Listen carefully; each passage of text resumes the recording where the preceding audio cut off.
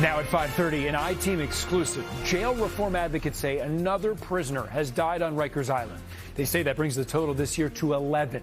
Several of the recent deaths involve people who've been locked up for extended periods of time by themselves, isolated from the rest of the jail population. Tonight, the I-Team investigates the use of locking shower stalls to detain prisoners. As Chris Glorioso reports, jail overseers have raised big concerns about these small spaces. And Adam, the I-Team has learned one of the two prisoners to die just this week spent time locked in shower stalls. The attorney for his family says he suffered from mental illness, and that kind of extreme isolation clearly played some role leading up to his death. The images are tough to look at. Obtained exclusively by the I-Team, they show prisoners at Rikers Island locked in what are called decontamination showers. They're designed to rinse detainees off when they're hit with chemical sprays used to break up fights. But at this week's public meeting, members of the City Board of Correction raised concern these showers are being used as a form of prolonged isolation. One of the decontamination showers that I viewed last week had, I think in GRVC, was a locked cage. At the meeting, Correction Commissioner Luis Molina said the shower stalls are part of what he called de-escalation units, which are used as places to calm prisoners and keep them safe after violent incidents. Each of our facilities' de-escalation units provides a secure and safe place to place individuals post an incident. There are decontamination showers in the de-escalation units.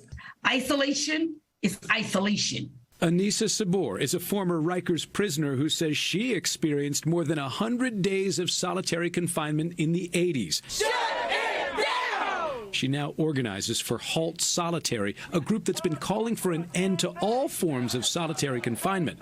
She said using shower stalls like these is inhumane. I spent time in a regular solitary cell. This was a brick wall room with a door, right?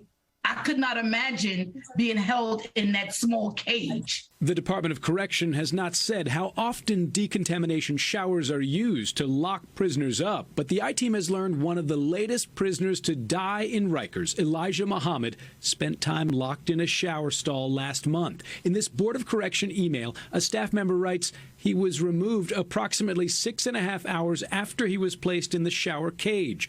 What makes his placement particularly alarming is that he was not sprayed with chemical spray, so there was no need for a decontamination shower. Muhammad survived that time in isolation, but 1 month later he was found dead in another jail cell. The attorney for his family says they're still awaiting an autopsy, but in the days leading up to death, Muhammad spent 32 hours in isolation.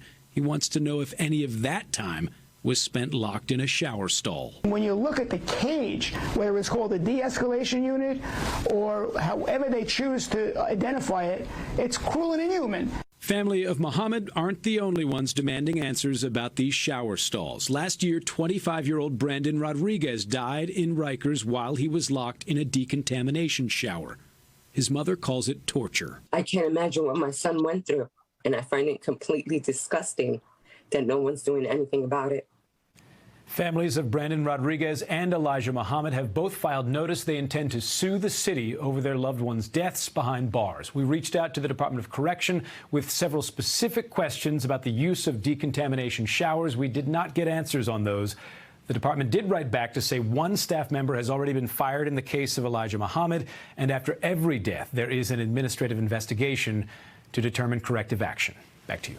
I know you will continue to dig for answers, Chris. Thank you for doing that.